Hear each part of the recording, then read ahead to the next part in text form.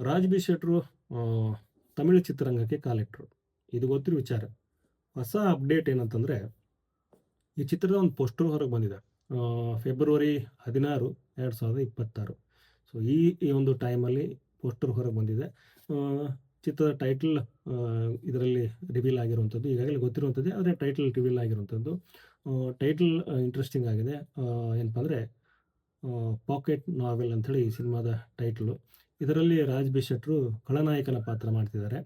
ಈ ಪಾತ್ರದೊಂದಿಗೆ ಅಲ್ಲಿ ಯಾವ ಥರ ಒಂದು ಬಝ್ ಅಥವಾ ಕ್ರೇಜ್ ಕ್ರಿಯೇಟ್ ಮಾಡ್ತಾರೆ ಅನ್ನುವಂಥ ಕುತೂಹಲ ಇದೆ. ರಾಜ್ ಬಿ ಶೆಟ್ರು ಈ ಹಿಂದೆ ಲ್ಯಾಂಡ್ ಲಾರ್ಡ್ ಸಿನಿಮಾದಲ್ಲೂ ಕೂಡ ಒಂದು ವಿಲನ್ ರೋಲ್ ಮಾಡಿದ್ರು. ಹಾಗೆಯೇ ಮಲಯಾಳಂ ಸಿನಿಮಾದಲ್ಲೂ ಕೂಡ ಒಂದು ವಿಲನ್ ರೋಲ್ ಮಾಡಿದ್ರು. ತಮಿಳಲ್ಲೂ ಈಗೊಂದು ವಿಲನ್ ರೋಲ್ ಮಾಡ್ತಿದ್ದಾರೆ. ಈ ಚಿತ್ರದ ಹೀರೋ ಏನಪ್ಪ ಅಂದರೆ ವಿಜಯ್ ಸೇತುಪತಿ, ನಾಯಕಿ ಅಂತಂದರೆ ಮಾಳವಿಕಾ ಮೋಹನನ್, ಕನ್ನಡದ ಕಿಶೋರ್ ಅವರು ಕೂಡ ಈ ಚಿತ್ರದಲ್ಲಿ ಆ್ಯಕ್ಟ್ ಮಾಡ್ತಿದ್ದಾರೆ. ಸೊ ಇವರೆಲ್ಲರ ಒಂದು ಸಿನಿಮಾದಲ್ಲಿ ರಾಜ್ ಬಿ ಶೆಟ್ರು ವಿಲನ್ ರೋಲ್ ಮಾಡ್ತಿದ್ದಾರೆ.